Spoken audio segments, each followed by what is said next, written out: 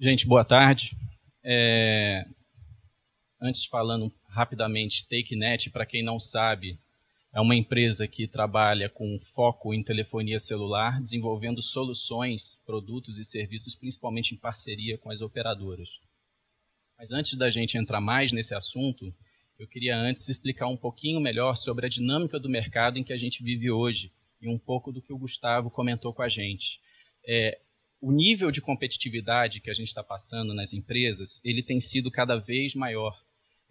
Esse gráfico que eu trago para vocês, ele pode mostrar que as empresas com as ações mais negociadas na Bolsa de Valores americana, através do índice S&P 500, mostra que o tempo de vida dessas empresas, na década de 60, que era em torno aí de 60 anos, hoje a gente está falando de um tempo de vida em torno de 15 anos. Tá? Então, esse tempo está se encurtando, que, em outras palavras, significa o seguinte: se eu listasse as maiores empresas, segundo a revista Fortune, desde o ano 2000, 52% delas já acabaram. Essa é a nossa realidade.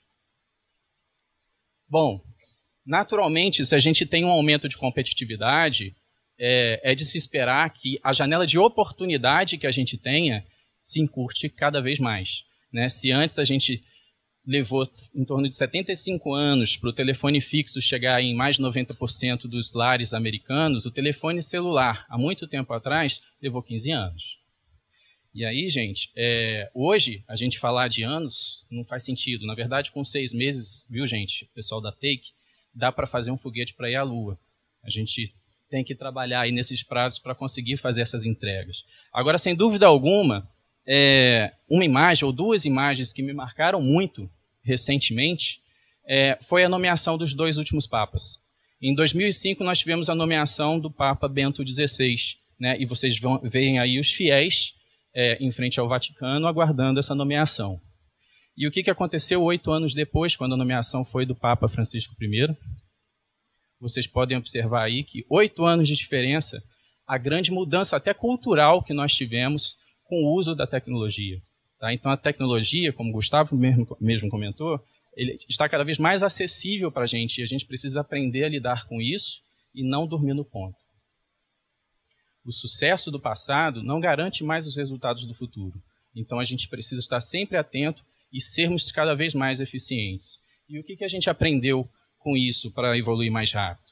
Bom, em termos de approach, os 3 mais comuns que a gente ouve muito falar é atacar o mercado em massa, é o mercado de long tail, onde você vai ter um produto altamente escalável, que você não vai atingir um mercado altamente lucrativo, mas você vai conseguir atingir inúmeros mercados com a mesma solução, sem muito esforço, para conseguir o mesmo retorno. E, por fim, a questão de um cliente com grande carteira, né? Um cliente que tem um problema, um grande problema, e ele tem dinheiro, está disposto a pagar por isso, e você pode fazer esse tipo de abordagem também para conseguir, às vezes, até o tipo de investimento que você precisa para dar os passos seguintes. Bom, já que a gente falou de problemas para a gente são oportunidades. Oportunidades que a gente precisa identificar dentro desse ecossistema, dentro desse meio em que o cliente se encontra. Agora, a gente vai encontrar essas oportunidades, que são os problemas que eles possuem, mas a gente não vai encontrar isso perguntando para eles o que eles precisam, porque eles não sabem o que eles precisam. O que nós precisamos geralmente fazer é observar esse meio, é entender como essa dinâmica funciona, e a partir daí, identificar qual é a oportunidade que a gente precisa atacar. E mais um ponto aqui, oportunidade não é produto. Eu identifiquei a oportunidade, mas eu ainda não tenho um produto. Quiçá, até a forma de monetização disso que eu estou imaginando para resolver também pode ser um grande fracasso. Na prática, a gente não empurra a tecnologia. A gente não consegue empurrar a tecnologia nem dentro da nossa própria empresa. Ferramentas, às vezes, que a gente quer que todo mundo use e que ninguém usa. Que imagina, então, no mercado? O mercado é que dita que o que a gente está pensando, se está certo ou errado. E por mais que a gente tenha certezas do que a gente precisa fazer, que produto que é interessante para resolver o problema, isso não passa a ser simples hipóteses que precisam ser testadas, validadas ou invalidadas pelo cliente. E aí a gente precisa fazer isso rápido, porque a gente não tem mais tempo para perder. E por falar em produto, uma abordagem que tem se usado muito ultimamente é focar em produtos que os clientes amem.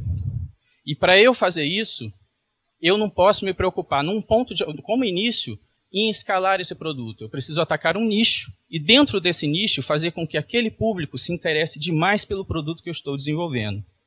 E aí, quando a gente fala de mercado de nicho, existe um dilema hoje, que está sendo muito também tratado, que é a questão de se eu escalo como ponto de partida ou se eu me aprofundo naquela base de clientes original que eu possuo. Um estudo mostra que as empresas com performance mais favorável foram aquelas que tinham estado aptas a dominar um nicho de mercado, não o mercado inteiro. Então, a grande questão é qual é o meu custo de aquisição de um novo cliente versus qual é o meu custo de vender coisas novas para os clientes que eu já possuo. E dentro disso tudo, a gente permeia com uma cultura Lean, um pensamento Lean. O que é esse pensamento Lean? É de você sonhar alto, você pensar grande, mas começando pequeno. Você vai errar, sem dúvida alguma. Nenhum modelo de negócio resiste à primeira tentativa.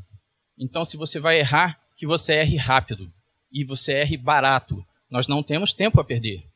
E, por fim, faça interações rápidas para você poder alcançar essa eficiência que a gente precisa. Uma imagem que eu gosto muito é essa aqui. Mostra e resume um pouco parte disso que eu comentei.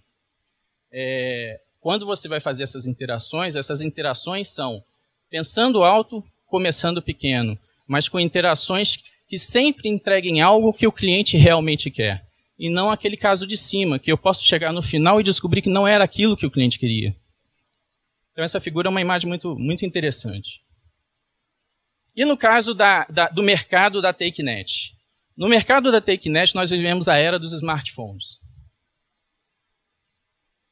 Para esse ano, 2015, a estimativa é que sejam baixados em torno de 167 bilhões de apps gratuitos, 13 bilhões de apps pagos, totalizando aí 180 bilhões de aplicativos baixados em 2015, com uma estimativa de gerar em torno de 45 bilhões de receita. Esses aplicativos também se espera que consumam 80% do tempo do usuário que eles vão ter em cima desses smartphones. E com relação ao mercado brasileiro? Bom, nós temos hoje uma taxa de penetração maior do que 100%. Né? Nós temos mais linhas ativas do que habitantes no Brasil. É um número bem expressivo.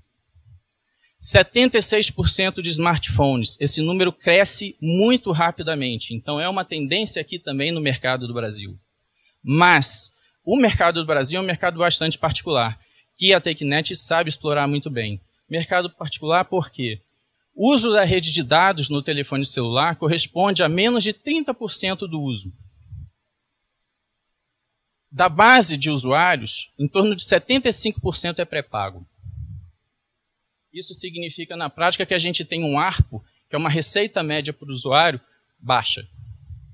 É uma receita baixa, mas não tão baixa assim se a gente entender que parte dessas linhas ativas são M2M, são usuários que têm 2 SIM cards, 3 SIM cards. Então, fazendo essa divisão por pessoa, você tem um ARPU um pouco melhor. Mas não deixa de ser um mercado bastante particular. Se eu comparar, por exemplo, com os Estados Unidos, você tem aí um perfil de uso de assinaturas mensais e anuais, mas que no Brasil a gente fala de perfis de uso de assinatura diária e semanal. E a TakeNet? Bom, essa é a história da Take. Começou em 99, um pouco mais de 15 anos atrás, vendendo ringtones. Em 2005, foi vendida para um grupo japonês, recomprada novamente em 2008. Em 2012, uma outra grande conquista, ela veio para o BHTech. Né? E no ano passado, nós fizemos a nossa consolidação de estratégia, que eu vou explicar um pouco mais para frente. Essa estratégia ela consiste de 3 verticais: comunicação, conteúdo e comércio. Então, todos os nossos produtos hoje são baseados ou em comunicação, caso de chat, caso de atendimento em call center, que é o nosso produto Case com CEMIG, conteúdo, como, por exemplo, o portal da Team Store, e comércio, como, por exemplo, o SMS Ecobra, que a gente possui hoje. Então, os produtos da TakeNet hoje estão distribuídos dessa forma e com foco ou no mercado dos consumidores ou em empresas que necessitam de algum tipo de solução de telefonia. E a nossa estrutura organizacional? Isso também teve e precisou evoluir. A TakeNet ela teve que se reinventar nesse tempo, começou como uma empresa de ringtones, teve que mudar naturalmente, e a nossa estrutura organizacional também. Hoje é uma empresa mais horizontal, com uma gestão mais bottom-up e com equipes multidisciplinares. A ideia dessas equipes multidisciplinares é garantir que a gente tenha uma espécie de eficiência como startups. Então, cada pequeno grupo desse é responsável por uma missão, é responsável por uma determinada vertical para alcançar os resultados. E o direcionamento estratégico dessa turma é dado através de um processo que foi até apelidado por uma gerente de negócios nossa como roda da evolução. Nós começamos com a estratégia, que basicamente é a construção do business plan, pautados naquelas considerações anteriores que eu comentei. Nós somos muito orientados a resultados, e para isso a gente usa uma metodologia inspirada no Google, que é a metodologia dos OKRs, que é Objetivos e Resultados-Chave. Uniformizamos a nossa plataforma de indicadores. Hoje nós temos uma plataforma única para a gente poder fazer uma comparação entre produtos diferentes, entendendo como o comportamento deles funciona. E essa plataforma, que a gente deu o nome de Takenomics, ela foi inspirada também num outro estudo, que é o GAFAnomics, onde usou as 4 principais empresas de tecnologia, Google, Apple, Facebook e Amazon, para também fazer uma estrutura uniforme como essa. E, por fim, aplicando um desenvolvimento Lean, com interações rápidas e eficiência, para a gente alcançar os resultados que a gente precisa, para a gente conseguir atingir os nossos resultados dentro do prazo que a gente espera. Bom, e os produtos hoje que a gente tem apostado e investido mais tempo, eu destacaria 2. O primeiro, chamado de OmniSMS, é uma forma da gente consolidar todos os SMS que a gente recebe através de um aplicativo que faria a organização para você. Hoje você recebe tanto SMS que até spam já está sendo comum. Então a ideia aqui é organizar todos os SMS recebidos de uma forma em que eu consiga fazer uma comunicação mais fácil, filtrar o que é spam e inclusive fazer interações com serviços que eu preciso através de SMS. E o outro serviço paga para mim inspiração a partir de um produto que a gente já tem, que é um case de sucesso, que é o SMS a Cobrar, onde a gente faz o detach do consumidor do pagador. A pessoa não tem dinheiro e precisa consumir algum serviço. Então ela faz a solicitação para que uma outra pessoa pague por esse serviço para ela. E a gente está começando esse serviço através das operadoras de telecom que nós temos parceria. Gente, é isso. Muito obrigado.